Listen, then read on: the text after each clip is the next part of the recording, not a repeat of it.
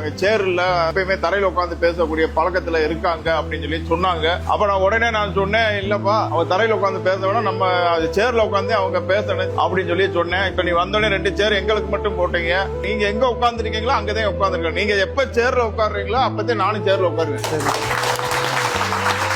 எப்போதும் உங்களுக்கு எந்த உதவி தேவைப்பட்டாலும் அந்த உதவியை ஓடோடி வந்து செய்யக்கூடியவனாக, ஒற்றை துணையாக, உங்கள் உடன் பிறந்தவனாக என்று இருப்பேன் என்று இந்த நேரத்தில் கூறிக்கொண்டு, நீங்கள் அத்தனை பேரும் சேரில் அமர்வதற்கான சேரை வாங்கி கொடுக்கக்கூடிய பொறுப்பை நான் எடுத்து செய்கிறேன் அப்படிங்கிற இந்த நேரத்தில் சொல்லுவேன்.